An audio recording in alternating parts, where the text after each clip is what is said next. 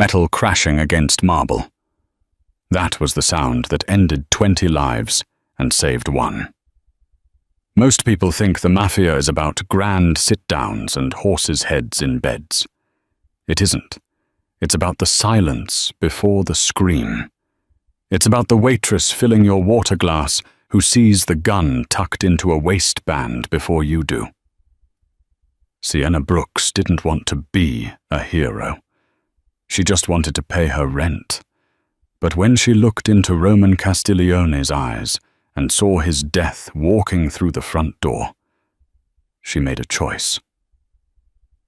"Run when I drop the tray," she whispered, and that whisper started a war that would burn the city to the ground. This isn't a fairy tale. This is how blood gets washed out of silk suits. Rain lashed against the heavy velvet drapes of Café Victoria, turning the cobblestones of Hanover Street into slick black mirrors reflecting the neon signs of Boston's North End. Inside, the air smelled of espresso, expensive cologne, and underlying fear. Sienna Brooks adjusted her apron, the starched fabric digging into her waist. She had been working the dinner shift at Victoria's for 6 months, long enough to know the unspoken rules. Rule number 1. You don't look at the table in the back corner. Rule number 2. You never interrupt the men when they stop talking. Rule number 3. If the kitchen staff suddenly disappears for a smoke break, all at once you get out. Tonight, the kitchen was empty. Sienna picked up a heavy silver tray, loading it with 3 espressos and a glass of sambuca neat, with 3 coffee beans floating in it, the Mosca. Health, wealth, and happiness. A bitter joke considering who ordered it. Roman Castiglione sat at the corner table, his back to the wall. He was younger than the other dons who frequented the place, maybe 32, with the kind of sharp, predatory handsomeness that made women stare and men check their wallets. He was the underboss of the Castiglione crime family, the man who controlled the unions from the seaport to Southie. He wore a charcoal 3-piece suit that cost more than Sienna's car, and he was currently laughing at something his bodyguard Enzo was saying. Sienna moved toward the table. Her heart was hammering a frantic rhythm against her ribs. She had seen him. 10 minutes ago, a man had entered through the service door. He wasn't a delivery guy. He was wearing a janitor's uniform that was 2 sizes too big, and his boots were military-grade tactical non-slip kitchen shoes. He was currently standing in the service alcove, screwing a suppressor onto a Sig Power P226. Sienna had grown up in South Boston. Her father, a low-rent bookie named Mickey, had taught her to spot a setup before she could read. "Look at the hands, Si," he used to say before he disappeared into the Charles River. A working man has rough hands. A shooter has calluses on his trigger finger and calm eyes. The janitor had dead eyes. She reached the table. Roman didn't look up. He was busy peeling the foil off a pack of cigarettes. "Your coffee?" "Mr. Castiglione," Sienna said. Her voice didn't shake. She was a good liar. She had to be to survive this city. Roman looked up then. His eyes were dark, almost black, framed by thick lashes. He paused lighter halfway to his cigarette. He saw something in her face. He was an apex predator. He recognized the scent of adrenaline. "You're new," Roman said, his voice a low baritone that seemed to vibrate through the table. 6 months, she corrected. She placed the sambuca down. As she leaned in to place the espresso, she invaded his personal space, a cardinal sin in his world. Enzo the bodyguard tensed his hand, dipping toward his jacket. Sienna didn't pull away. She leaned closer, her lips inches from Roman's ear, the smell of her vanilla perfume mixing with his tobacco. "Kitchen is empty." She murmured the words, barely breath. "Shooter in the service alcove?" Run when I drop the tray. Roman froze. For a split-second time, seemed to suspend. He didn't look at the service alcove. He didn't look at Enzo. He looked right into Sienna's hazel eyes, assessing the truth. He saw the terror there, but he also saw the resolve. He gave the slightest nod. 1 millimeter. Sienna straightened up, her heart screaming.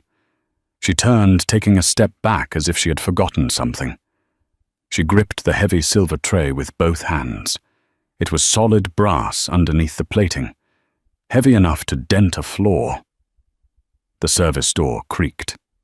The janitor stepped out, raising the gun. Sienna let go. Clang, crash! The sound was deafening in the quiet restaurant. The heavy tray hit the terrazzo floor, shattering the china cups. The noise was like a gunshot itself. Simultaneously, Roman moved. He didn't stand up. He kicked the heavy oak table upward. The table flipped, acting as a shield, just as the thwip-thwip of suppressed gunfire chewed into the wood where his chest had been seconds ago. Down! Roman roared, grabbing Sienna's wrist and yanking her behind the overturned table. Enzo wasn't so lucky. He had stood up to draw his weapon, taking 2 rounds to the chest. He collapsed backward, knocking over a wine rack. Red wine and blood pooled together on the floor. "Who are you?" Roman growled, pulling a snub-nose revolver from an ankle holster. He checked the cylinder. 5 rounds. "Just the waitress," Sienna gasped, pressing herself into the carpet. "Well, waitress," Roman said, his eyes scanning the room as glass rained down around them. "You just quit your job." Bullets were turning the high-end Italian upholstery into Swiss cheese. The shooter wasn't alone. 2 more men had burst through the front entrance wearing balaclavas and wielding compact submachine guns. "Back door!" Roman yelled over the noise. He popped up, firing 2 shots. One struck the janitor in the shoulder, spinning him around. "Move! Move!" He kept a grip on Sienna's wrist, his grip like iron. They scrambled on hands and knees through the debris of the dining room toward the kitchen swing doors. Sienna slipped on the spilled wine, but Roman hauled her up, practically throwing her through the stainless steel doors. The kitchen was silent, ghostly empty. A pot of marinara sauce was bubbling on the stove, abandoned. "Out the delivery exit," Roman commanded. He shoved her ahead of him, turning to fire 1 shot blindly through the swing doors to keep the shooters' heads down. They burst out into the alleyway. The rain was torrential now. A black Audi RS7 was parked illegally near the dumpster Roman's car. "Keys!" Roman patted his pockets, swearing. Enzo had the keys. The back door of the restaurant flew open. "Get in the truck!" Sienna screamed, pointing to a rusted blue Ford F-150 parked 3 spots down. "It's mine." Roman didn't argue. They sprinted for the truck. Sienna fumbled with her keys, her hands slick with rain and adrenaline. A bullet sparked off the brick wall, inches from her face, sending stone fragments into her cheek. She didn't flinch. She jammed the key in, twisted, and the old engine roared to life with a cough and a sputter. Roman dove into the passenger seat, just as Sienna threw the truck into reverse. She slammed the gas. The heavy truck careened backward, smashing into the shins of the first gunman exiting the alley. He screamed as he was pinned between the Ford's bumper and the brick wall. Sienna shifted to drive, spinning the wheel. Tires squealed on the wet asphalt, and they shot out of the alley onto Hanover Street, fishtailing wildly. "Take a left. Get on Storrow Drive," Roman barked, looking in the side mirror. A black SUV was already peeling out of the alley behind them. "I know the roads," Sienna snapped back. She ran a red light, narrowly missing a taxi. Roman looked at her, really looked at her for the first time since the chaos started. She was soaking wet. Her waitress uniform ruined a smear of blood on her cheekbone. She was driving like a getaway pilot, checking mirrors, anticipating turns. "Where did you learn to drive like this?" Roman asked, reloading his revolver with loose rounds from his pocket. "My dad owed money to the Irish in Southie," she said, swerving around a stopped bus. "We moved a lot, usually in the middle of the night, usually fast." "Who was your dad?" "Mickey the Mouse Brooks." Roman actually laughed, a harsh, barking sound. "Mickey the Mouse, the guy who tried to sell fake lottery tickets to the Patriarcha family in Providence." "That's him," Sienna said, eyes glued to the rearview mirror. "The SUV is gaining. They have more horsepower." "Yeah, but we have heavy steel," Roman said. He rolled down the window. The wind and rain howled into the cab. "Keep it steady." He leaned out the window, rain plastering his dark hair to his skull. He took aim at the pursuing SUV. He didn't fire wildly. He waited. 1 second. 2. Bang! The front tire of the SUV blew out. The vehicle swerved violently to the right, jumping the curb and smashing into a lamppost in a shower of sparks and glass. Roman pulled himself back inside and rolled up the window. He looked at the gun, then at Sienna. "We need to ditch this truck," he said calmly, as if discussing the weather. "They'll have the plates." "My tips are in the glove box," Sienna said, her voice finally starting to tremble. The adrenaline was fading, leaving the cold reality. "That's $200. Roman reached into his jacket, pulled out a money clip thick enough to choke a horse, and tossed it onto the dashboard. It slid toward her. "There's $5,000, he said. "Consider it a severance package." Sienna glanced at the money, then back at the road. She didn't touch it. "I don't want your money. I want to know why Viktor Kovac is trying to kill you." Roman stiffened. The air in the truck instantly grew 10 degrees colder. He turned slowly to face her, the gun resting casually on his thigh. "How do you know that name?" he asked, his voice lethal. Sienna gripped the steering wheel until her knuckles turned white. "Because before I worked at Vittoria's, I worked at the Blue Velvet, Kovac's club, and I know what he does to girls who hear things they shouldn't." Roman studied her profile. This wasn't just a random act of kindness. She hadn't saved him because it was the right thing to do. She had saved him because she needed a weapon to use against Kovac. "Pull over," Roman said. "What?" "I said pull over. Under the bridge." Sienna pulled the truck onto the shoulder beneath the Zakim Bridge. The sodium lights cast long orange shadows. The rain drummed relentlessly on the roof. Roman turned his body toward her. "You didn't save me to protect me, Sienna. You saved me because you want Kovac dead. Why?" Sienna turned off the engine. The silence was heavy. She looked at Roman, her eyes hard. "He didn't just hurt girls, Roman.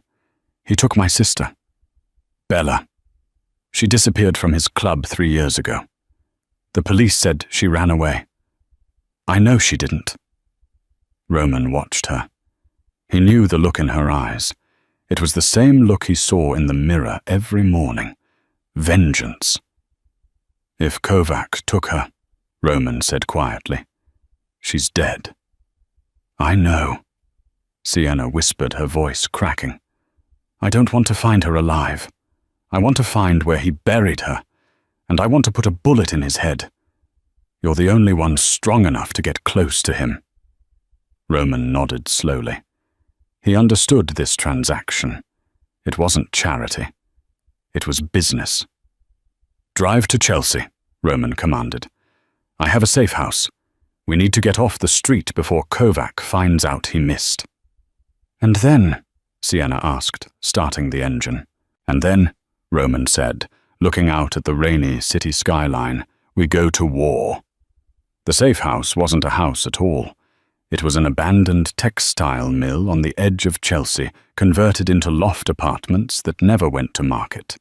It was a fortress of brick and iron overlooking the murky, mystic river. Roman guided Sienna through the freight elevator, punching a code into a keypad that looked decades old, but beeped with modern digital precision. The heavy doors slid open to reveal a sprawling industrial space. Leather furniture, a wall of monitors, and a medical station in the corner. "Sit." Roman pointed to a couch. He went straight to a wall safe, spinning the dial. He pulled out a fresh shirt and a heavy first aid kit. Sienna sank into the leather. Her legs felt like jelly. "Do you live here?" "I exist here," Roman said. He stripped off his ruined suit jacket and the blood-soaked dress shirt underneath. Sienna looked away, then looked back. She couldn't help it. His torso was a map of violence. Scars, some jagged, some surgical lines crisscrossed his olive skin. A tattoo of St. Michael the Archangel covered his back, the sword tip disappearing into his waistband. He sat on the coffee table in front of her, opening the medical kit. "You're bleeding." Sienna touched her cheek.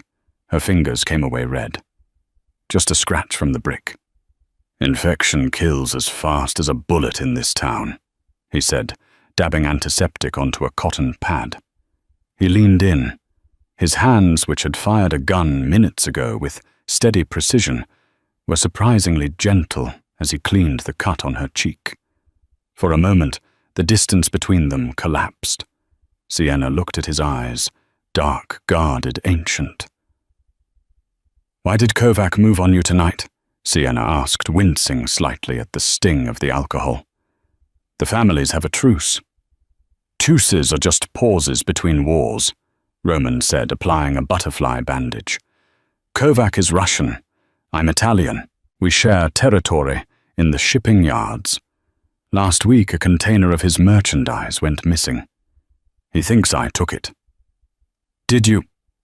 Roman smirked a cruel, handsome expression. "I burned it. It was girls, Sienna. He was shipping girls." Sienna's breath hitched. "Like Bella." "Like Bella," he confirmed. "I don't deal in flesh. I deal in vices, gambling numbers, booze. But I don't sell people. Kovac crossed a line. I burned his profit. Tonight was his receipt." Sienna felt a strange warmth spread through her chest. He wasn't a good man, she knew that.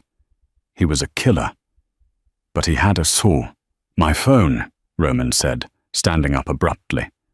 He walked to the bank of monitors. "I need to make a call. Don't answer the door. Don't go near the windows." He picked up a burner phone and dialed. Sienna watched him pace.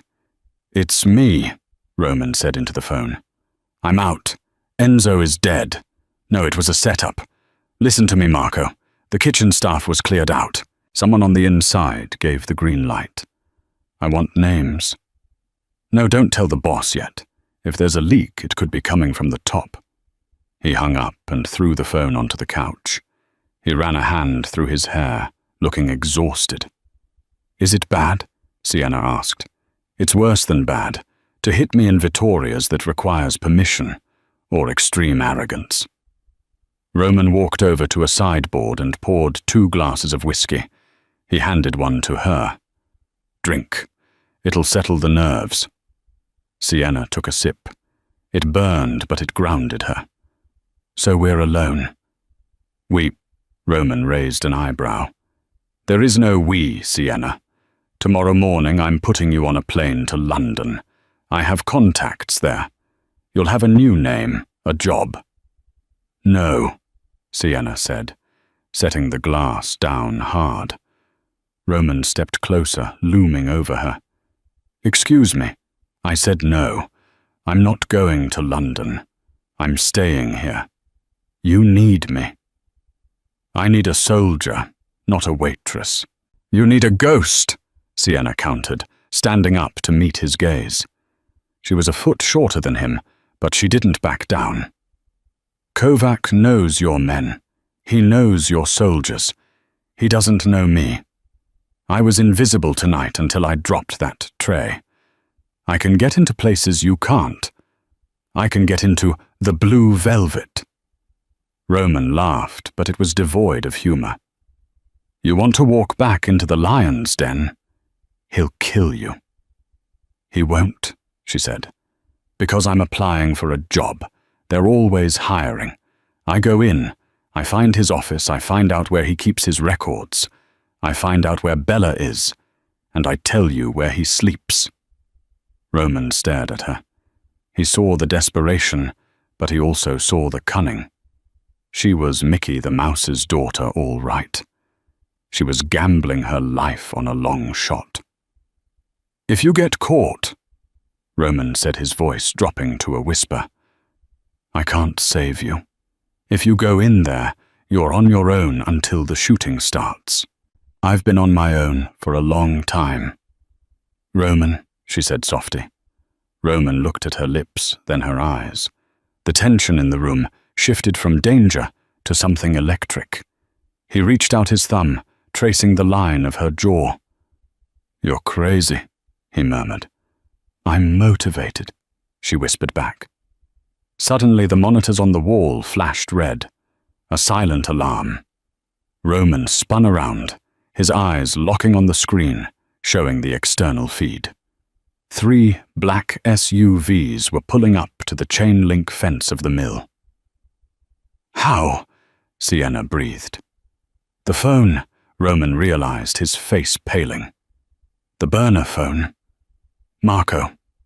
He tracked the signal. It wasn't Kovac who set me up." He looked at Sienna, the realization hitting him like a physical blow. "It was my brother," Roman said. "Marco is the only one who had the frequency for that phone." He grabbed his Sig Sauer and tossed a smaller 9mm Glock to Sienna.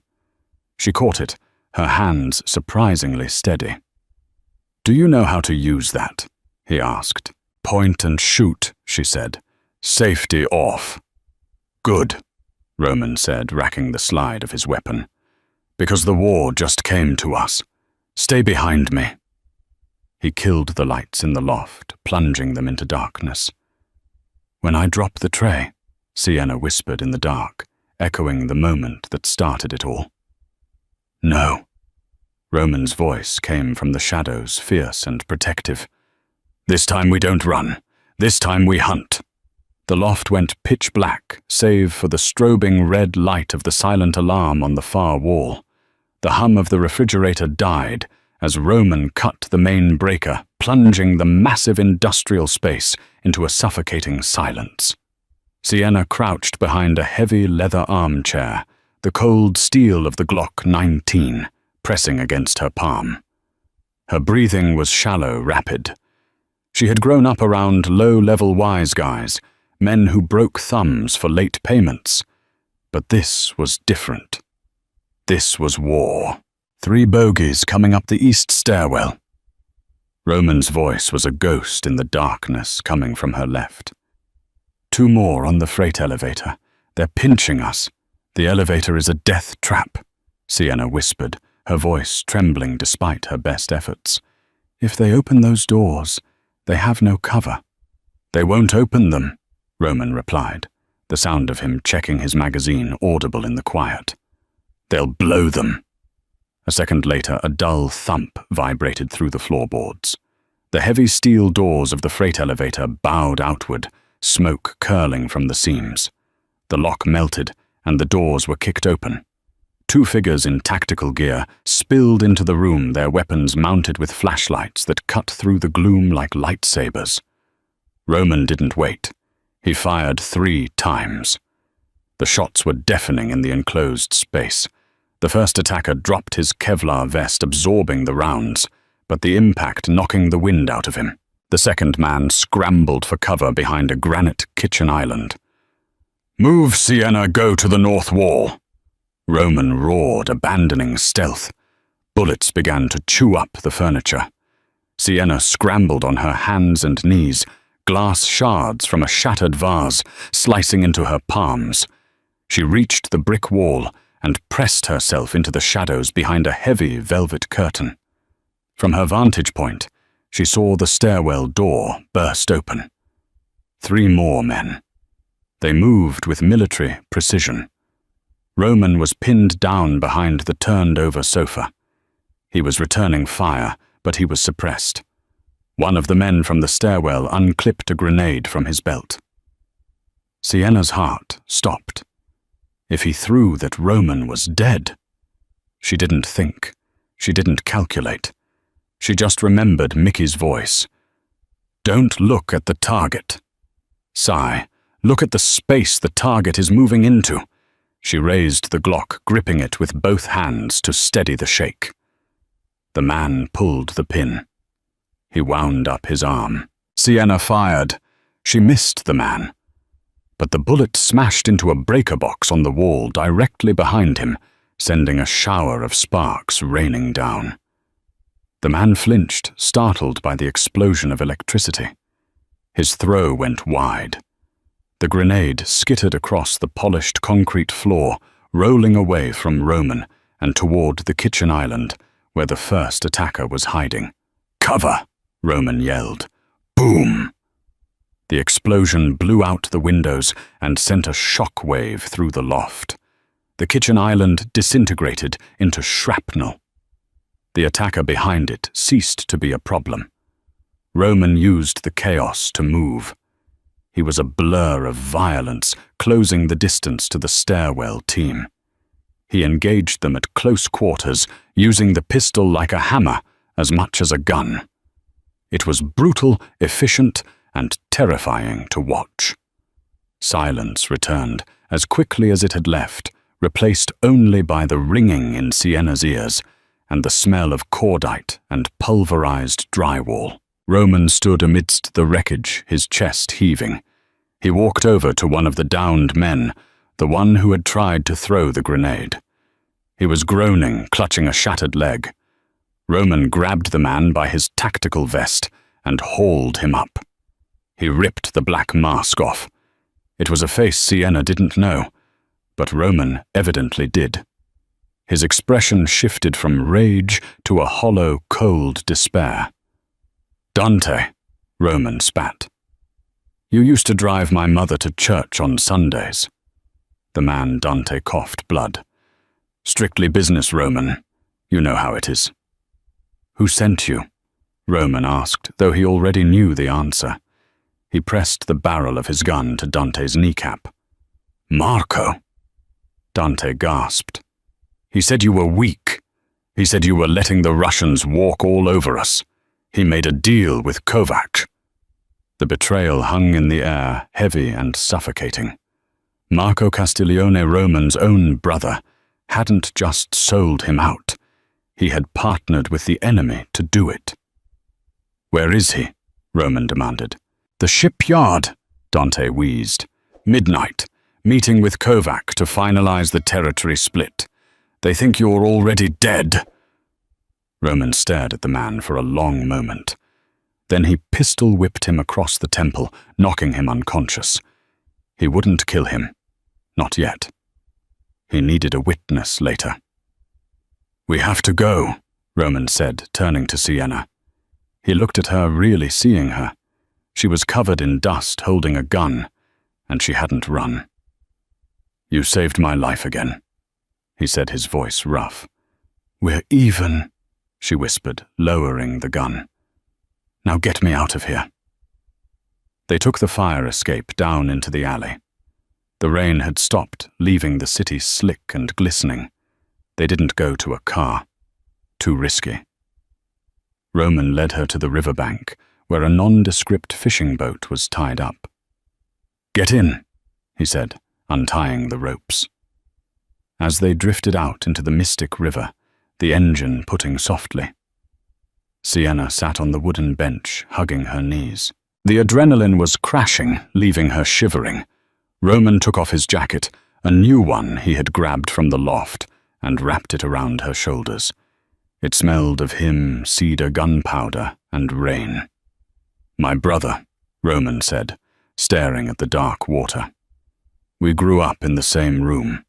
I took a knife for him when we were teenagers, and he sells me to a Russian butcher for shipping containers. Sienna looked at his profile. It was etched in stone, hard and unforgiving, but she saw the crack in the armor. Family is tricky, Sienna said softly. My dad loved me, but he loved gambling more. In the end, he bet our rent money on a horse named Second Chance, and lost. We slept in the car for a month. Betrayal doesn't always look like a gun, Roman. Sometimes it looks like empty promises. Roman looked at her. The boat rocked gently. I'm going to kill him, Sienna. My own brother. I have to. I know, she said. And she did.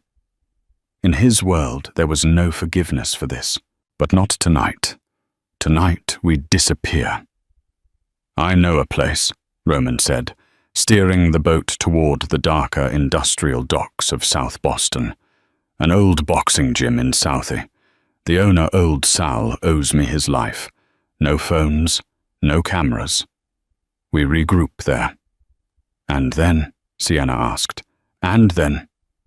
Roman's eyes caught the reflection of the moon, cold and sharp. We act on the intel.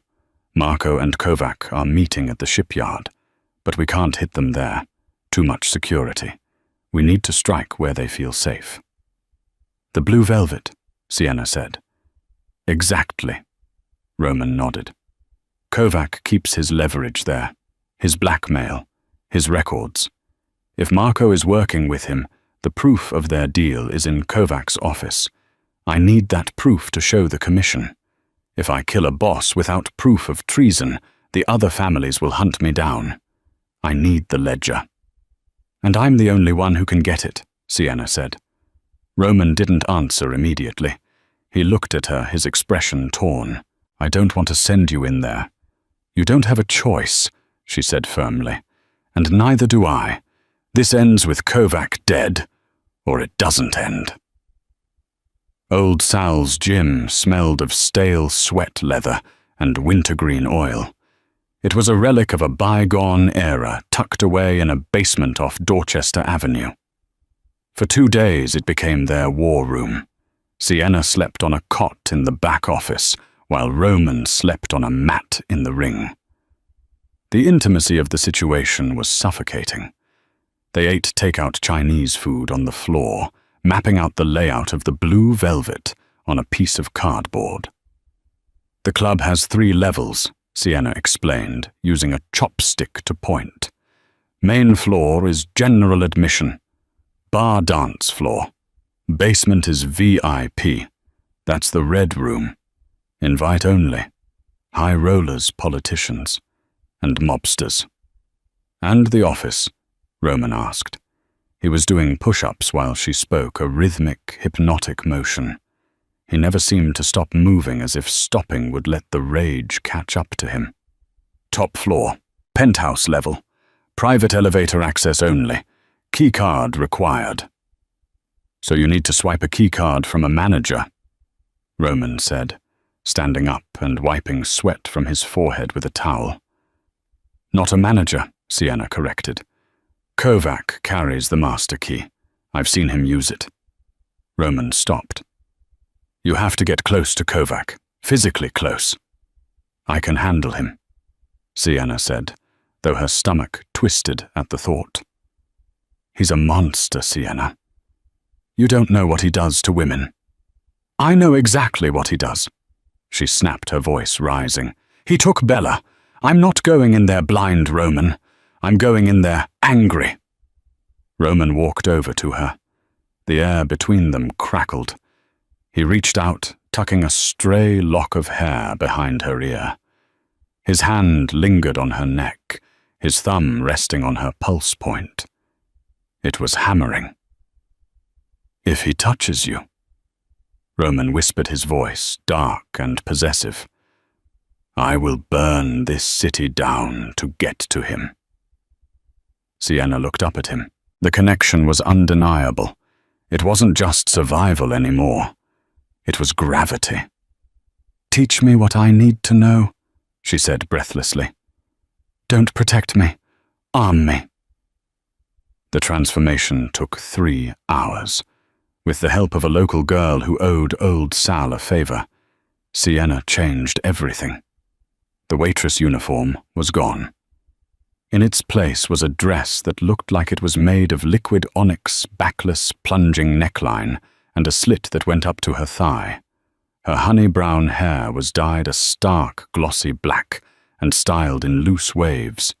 Her makeup was sharp, accentuating her cheekbones and giving her eyes a feline, dangerous look. She stepped out of the bathroom into the gym. Roman was loading a magazine into a fresh pistol. He looked up, and the magazine clattered to the floor. He stood frozen. He looked at her not as a tactical asset, but as a man looking at a woman who could ruin him. "Too much?" Sienna asked, feeling self-conscious under his intense gaze. "Dangerous," Roman murmured, walking around her. "You look like trouble. Kovac loves trouble." He reached into his pocket and pulled out a delicate diamond choker. "Turn around," he commanded. Sienna turned, sweeping her hair up. Roman fastened the clasp. His fingers brushed the nape of her neck, sending shivers down her spine. "There's a microphone in the central diamond," he whispered against her ear, "and a tracker in the clasp. I'll be in a van 2 blocks away. I hear everything. If you say the word rain, I'm coming in. Front door, back door, through the wall, doesn't matter. I'm coming." "Rain," she repeated. "Turn around." She faced him. He looked at her lips. For a second she thought he was going to kiss her. She wanted him to. The pull was magnetic. But he stepped back, his jaw tightening. "Let's go get your job," he said. The blue velvet was a fortress of neon and bass. The line wrapped around the block, but Sienna, now going by the name Veronica, walked straight to the bouncer. She didn't ask to come in. She just looked at him with bored, arrogant eyes. "I'm here for the open call," she lied smoothly. "Victor is expecting me." The bouncer hesitated. She looked the part. High-end, expensive, trouble. "Wait here." He grunted into his headset. A moment later, the velvet rope unhooked. Sienna walked in. The bass hit her chest like a physical blow. The club was a sea of body strobe lights and expensive alcohol. She made her way to the bar, scanning the room. She spotted the floor manager, a sharp-faced woman named Katya. Sienna approached her. "I need a job," Sienna said over the music. Katya looked her up and down, sneering. "We're full, honey. Go back to the strip mall." Sienna leaned in. "I worked at Leclerc in Paris for 2 years. I know how to mix a Sazerac. I know which politicians like their scotch neat, and I know how to keep my mouth shut when the envelopes are passed." Katya paused. Leclerc was a legendary mob-run club in France. It was a lie, of course. Sienna had read about it in a magazine, but it was a good lie. "Come with me," Katya said. She led Sienna not to an office, but to the VIP section, the Red Room. It was quieter here.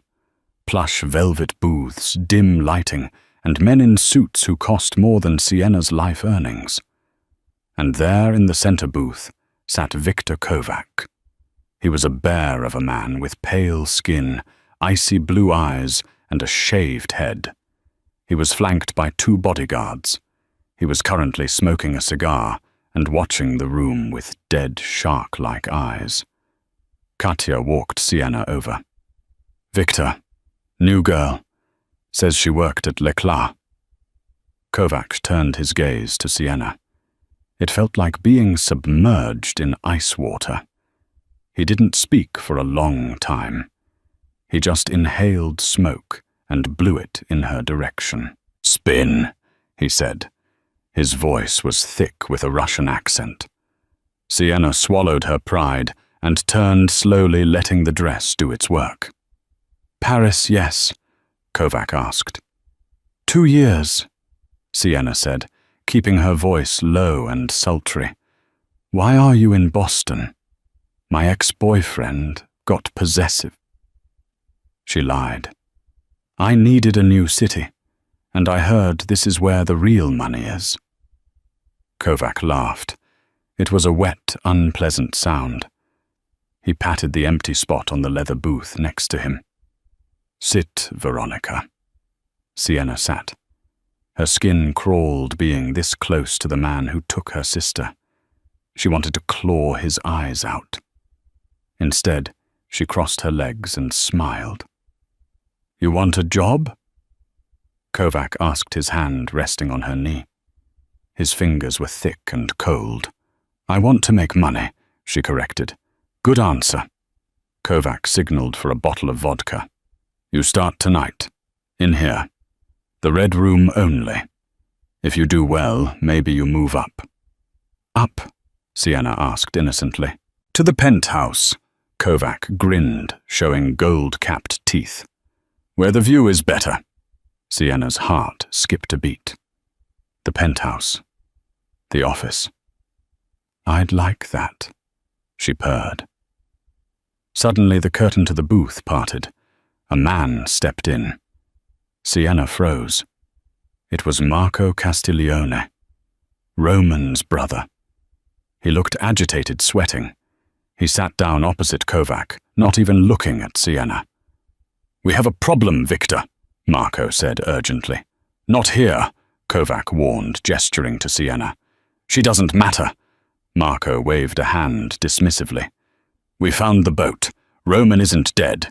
He's in the city." Sienna felt the blood drain from her face. She kept her expression neutral, frozen in a mask of boredom. But inside she was screaming. Kovac's hand tightened on her knee, painful now. "Alive," Kovac hissed. "You said you handled it." He had help. A girl, the waitress from the restaurant. Kovac turned his head slowly to look at Sienna. He studied her face. The makeup changed her, the hair changed her, but the eyes. Sienna stopped breathing. "A waitress," Kovac mused. He leaned in closer to Sienna, sniffing her neck. "You use vanilla perfume, Veronica." Sienna's mind raced. Bella had worn vanilla. Sienna wore it to remember her. It was a common scent. "Everyone wears vanilla, Victor," she said, her voice steady as a rock. "It brings in the tips." Kovac stared at her for another second, then relaxed, releasing her knee. "True," he chuckled. "Go, Veronica. Get us drinks. We have business." Sienna stood up, her legs feeling like lead. She walked to the bar, her hands shaking so hard she had to grip the marble counter. She touched the diamond choker. "Roman," she whispered, barely moving her lips. "Marco is here. They know you're alive. And I think Kovac has the ledger on him. He patted his jacket when Marco mentioned the deal." Roman's voice came through her earpiece, tight and constrained. "Get out of there, Sienna. It's too hot. Marco might recognize you." "He didn't look at me," she whispered. "I can get the key card. Kovac is drinking. If I can spill a drink on him, get his jacket off. Sienna, no. Abort."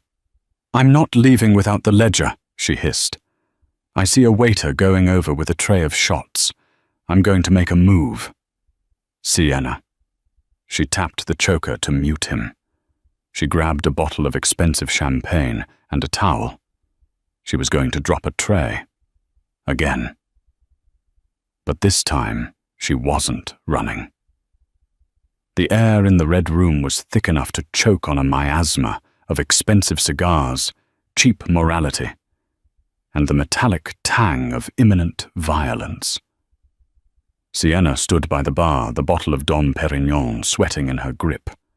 Her hands were trembling not from fear, but from a cold, crystalline rage. She had looked into the eyes of the man who sold her sister, and she hadn't blinked. But looking was one thing, stealing from him was another. She tapped the diamond choker once. "I'm going in." She moved through the crowd, her hips swaying in a rhythm that wasn't hers. It was Veronica's. She approached the booth where Kovac and Marco were deep in conversation. Kovac had removed his jacket, draping it over the back of the leather booth. The inside pocket bulged slightly. The keycard. The master pass to the Empire. "Gentlemen," Sienna purred, interrupting Marco mid-sentence. "On the house. To celebrate new partnerships." Kovac looked up, his eyes glassy with vodka.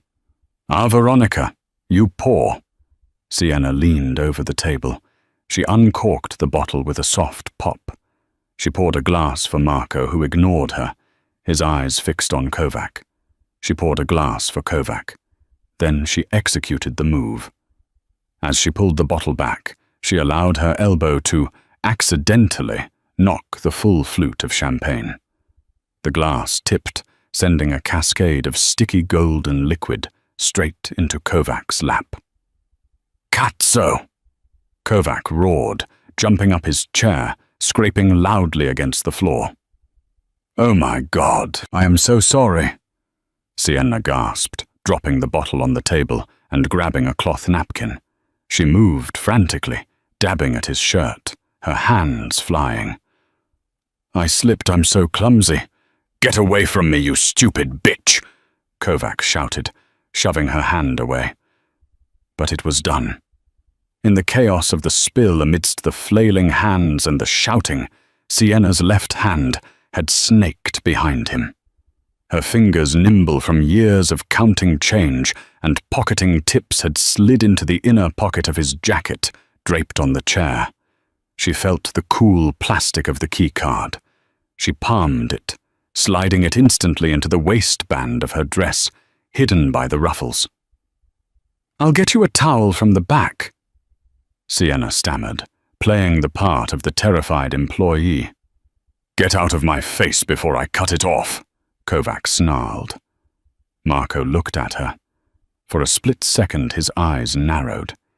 He looked at her hands, hands that were currently shaking. He looked at the spilled champagne. It was a classic grifter move. Marco knew it, because he had used it himself. "Wait," Marco said, his voice cutting through the music. Sienna froze. "She's just a clumsy girl, Marco," Kovac grunted, wiping his pants. "Let her go." "No." Marco stood up slowly. "She didn't trip. Look at her feet. She's wearing 6-inch heels, but she has the balance of a dancer." She leaned into the spill. Sienna didn't wait to be dissected. She spun around and bolted. "Stop her!" Marco screamed. Sienna kicked off her heels, running barefoot across the sticky floor. She hit the crowd, shoving bodies out of the way. She didn't head for the exit. She headed for the service corridor that led to the private elevator. "Security!" Kovac bellowed. Sienna burst through the service doors, hitting the call button on the elevator. She jammed the stolen keycard into the reader. The light turned green. Ding! The doors slid open. She threw herself inside, hammering the button for the penthouse. Just as the doors began to close, a hand jammed into the gap. It was a bodyguard, a mountain of muscle named Boris. He pried the doors open with a grunt, stepping inside. He grabbed Sienna by the throat, slamming her against the mirrored wall. Her feet lifted off the floor. "Going somewhere, little bird," he grinned. Sienna gagged, clawing at his massive hand. She couldn't breathe. Black spots danced in her vision. She reached for the Glock strapped to her thigh, but he pinned her arms.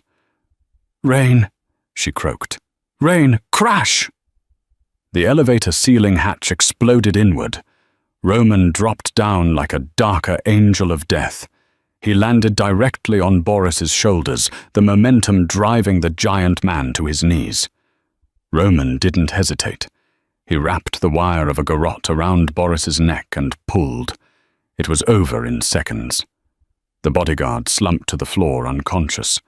Roman stood up, adjusting his suit jacket.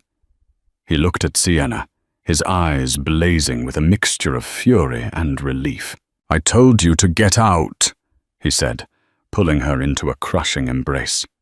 "I got the key," she gasped, clutching his lapels. "We're going up." "Marco knows," Roman said, releasing her and checking his weapon. "They're coming up the stairs. We have maybe 3 minutes before this elevator opens into a firing squad." "Then let's make them count," Sienna said. The elevator chimed. Penthouse level. The doors opened. The office was vast, a glass-walled sanctuary overlooking the city of Boston. It was silent, insulated from the thumping bass 5 floors below.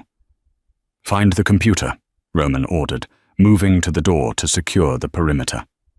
Sienna ran to the massive mahogany desk. She woke the computer. Password protected. "It needs a password," she yelled. Roman fired 2 shots through the heavy oak doors as the handle began to turn. "Try Bella. Kovac is a narcissist, but he's also sentimental about his trophies." Sienna typed B-E-L-L-A. Access denied. She typed V-I-C-T-O-R. Access denied. She looked around the room. Her eyes landed on a painting above the fireplace.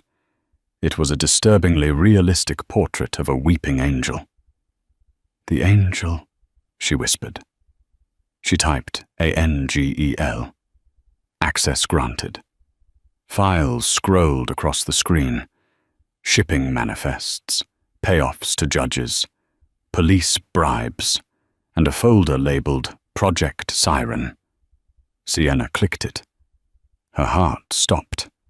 It wasn't just Bella. It was dozens of girls, photos, locations, prices, and at the bottom of the list a status update on Bella Brooks. Subject: Bella Brooks. Status: deceased. Cause: overdose. Disposal site: B Old Harbor. Sienna let out a sound that wasn't human, a keen of pure, unadulterated grief. She slumped against the desk, the strength leaving her legs. "Sienna!" Roman shouted, firing again as the door splinters flew inward. "Focus, I need you." "She's dead," Sienna whispered, tears streaming down her face. "He killed her 3 years ago. She's garbage to him." Roman abandoned the door. He sprinted to her, grabbing her face in his hands. "Look at me," he commanded. "Grieve later. Revenge now. Did you find the connection to Marco?" Sienna sniffled, forcing herself to look at the screen. She scrolled down. There it was. A scanned contract. Transfer of territory, South Boston waterfront. In exchange for 30% of human trafficking revenue. Signed Marco Castiglione. "He signed it," Sienna said, her voice turning to ice. "He sold the territory. He sold the girls." "Print it," Roman said. "Send it to the commission server. Burn him." Sienna hit send. At that moment, the office doors were blown off their hinges. Smoke filled the room. Marco walked in, flanked by Kovac and 3 armed men. "Roman?" Marco smiled, spreading his arms. "I always knew you were hard to kill, but this is just embarrassing." Roman stepped in front of Sienna, shielding her. "It's over, Marco. The commission has the files. Every boss from New York to Chicago just got an email showing you sold Italian soil to the Russians." Marco's smile faltered. He looked at his phone. It was buzzing incessantly. Kovac looked at Marco. "You said you handled the cybersecurity." "I did," Marco snapped. "Evidently not." Kovac snarled. He raised his gun, not at Roman, but at Marco. You are a liability. Bang! Kovac shot Marco in the chest. Roman's brother felt a look of shock on his face as he hit the Persian rug. Roman didn't flinch. Now it's just us, Victor. Kovac laughed, turning his gun on Roman. You and the waitress, how romantic. You can die together. Run when I drop the tray, Sienna whispered. Kovac frowned. What? Sienna kicked the heavy computer monitor off the desk. It wasn't a tray, but it worked. As the monitor crashed to the floor, Roman dove to the right, rolling behind a leather sofa. Sienna dropped behind the heavy oak desk. Kovac fired wildly, the bullets shredding the upholstery. You think you can beat me in my house? Kovac roared, advancing. Roman popped up, firing 2 controlled shots. One hit Kovac in the shoulder, spinning him around. Kovac grunted, but kept coming, switching his gun to his other hand. He was a beast, fueled by adrenaline and vodka. He rounded the desk, aiming at Sienna. Sienna was ready.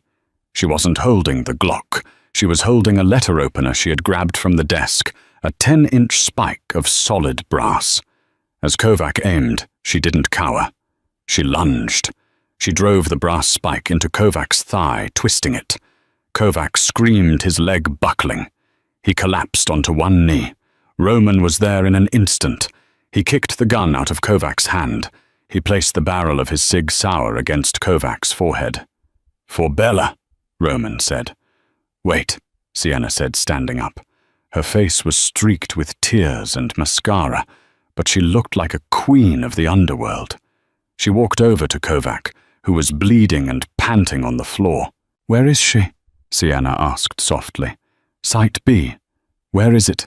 Go to hell. Kovac spat blood at her shoes. Sienna picked up Kovac's fallen gun. She looked at Roman. He didn't stop her. He stepped back, giving her the space. You took the only thing I loved, Sienna said, her voice devoid of emotion. Now I take everything you have. She didn't shoot him in the head. She shot him in the kneecap. Then the other one. Kovac shrieked, writhing in agony. The police are coming, Sienna said, dropping the gun. The files are public. You're going to prison, Victor. And in prison, the Italians will be waiting for you. Roman will make sure of it. Roman nodded solemnly. You won't last a week inside. Sirens wailed in the distance, growing louder.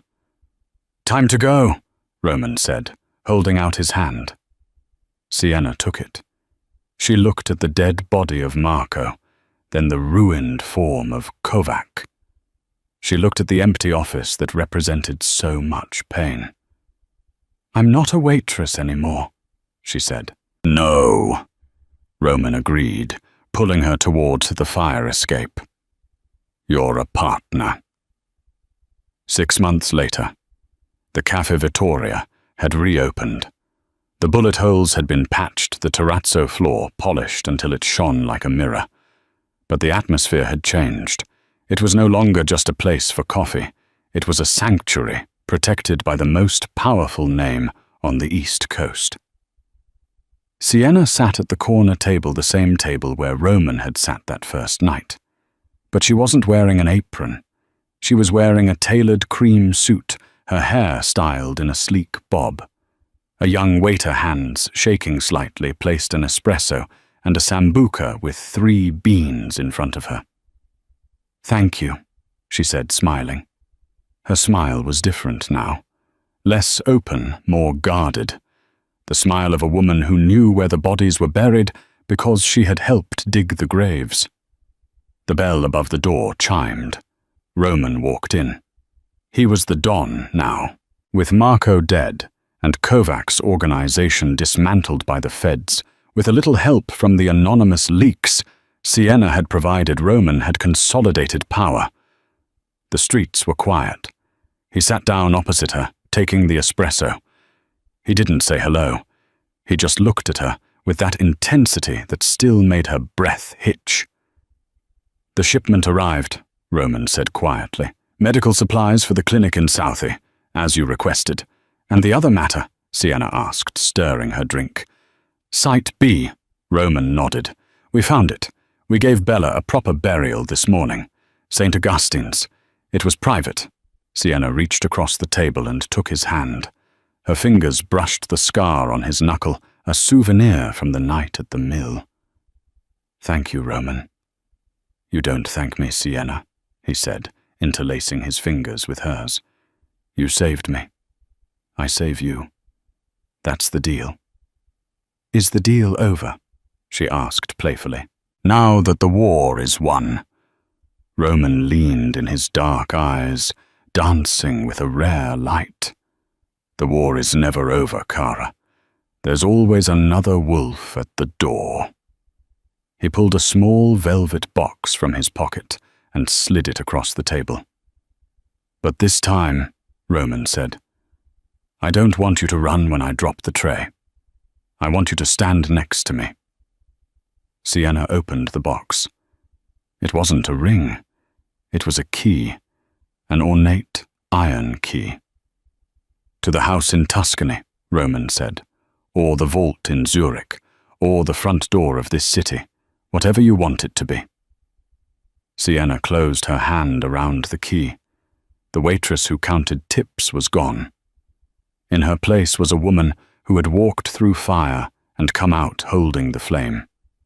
She leaned forward, whispering in his ear, echoing the words that had started it all, but with a new promise. I'm not running anywhere, boss. Roman smiled a genuine, unguarded smile that transformed his face. He signaled the waiter. Another round, Roman said, and bring the lady whatever she wants. She owns the place. Outside, the rain began to fall on Hanover Street, washing away the dust of the city. But inside, amidst the smell of espresso and the warmth of the lights, everything was exactly where it was supposed to be. And that is the story of how a spilled tray and a whispered warning changed the fate of the Boston underworld. Sienna Brooks proved that you don't need a gun to be dangerous. You just need the courage to speak when everyone else is silent. What did you think of Sienna's transformation? Did she make the right choice, sparing Kovacs for prison? Or should she have finished the job? Let me know your thoughts in the comments below. I read every single one. If you enjoyed this story of danger, betrayal, and romance, please smash that like button. It really helps the channel grow, and if you haven't already, hit subscribe and ring that notification bell so you never miss a story. We have a new, darker, grittier romance drama coming next week that involves a stolen painting and a bodyguard who knows too much. You won't want to miss it. Until next time, keep your eyes open and watch where you drop your tray.